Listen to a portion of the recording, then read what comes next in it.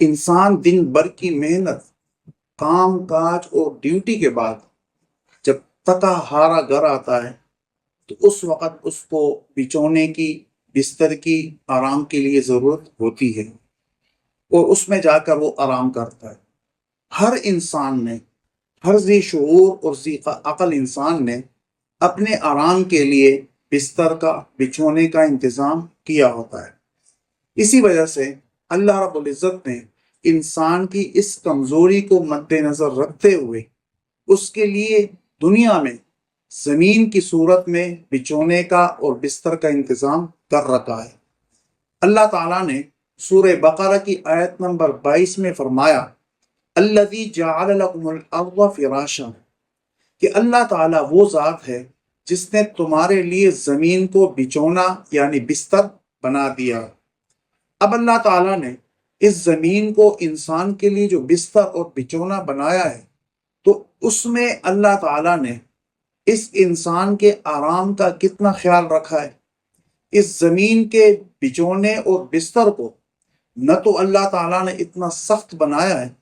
کہ اگر ایک انسان اپنی ضرورت کے لیے اس کو کھودنا چاہے، مکان تعمیر کرنا چاہے یا کوئی کاشت کرنا چاہے تو آسانی کے ساتھ وہ اس کو کھود سکتا ہے، اور اس زمین کو اللہ تعالیٰ نے اتنا نرم بھی نہیں بنایا کہ انسان اس پر قدم رکھے اور قدم رکھنے کے ساتھ ہی وہ اس کے اندر دھنس جائے۔ اس کو سخت بھی بنایا،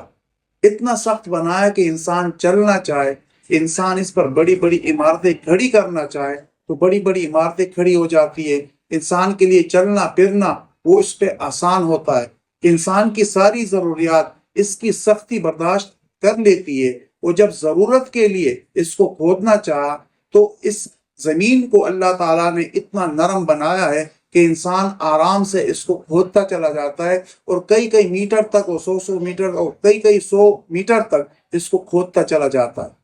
اسی طرح اس زمین کو اللہ رب العزت نے سورج سے اتنے مناسب فاصلے پر رکھا ہے کہ اگر یہ زمین جو موجودہ اس کا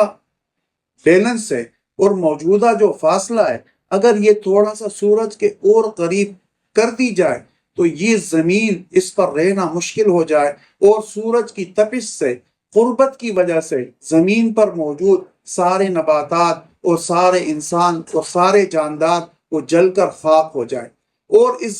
زمین کو اگر سورج سے اس کا فاصلہ، موجودہ جو فاصلہ ہے اس سے تھوڑا سا زیادہ کر دیا جائے تو یہ زمین یہ اتنی ٹھنڈی ہو جائے اور سورج کی تپش سے دور ہو جائے کہ اس پر موجود رہنا، اس پر کھڑا ہونا، یہ ساری چیزیں برف بن جائے اور جم جائے۔ تو اللہ تعالیٰ نے اس کا مناسب فاصلہ سورج سے رکھا ہے۔ سورج کی روشنی اس تک پہنچتی ہے جس سے دن بن جاتا ہے، اور سورج کی روشنی جب اس سے غائب ہو جاتی ہے تو اس میں رات آ جاتی ہے۔ چونکہ یہ زمین دیگر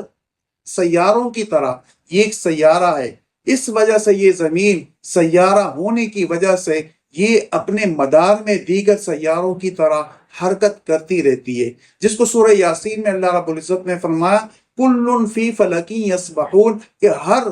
سیارہ وہ اپنے مدار کے اندر وہ گردش کر رہا ہوتا ہے۔ اسی طرح یہ زمین بھی چونکہ ایک سیارہ ہے، اس سیارہ ہونے کی وجہ سے یہ بھی مسلسل حرکت میں رہتی ہے۔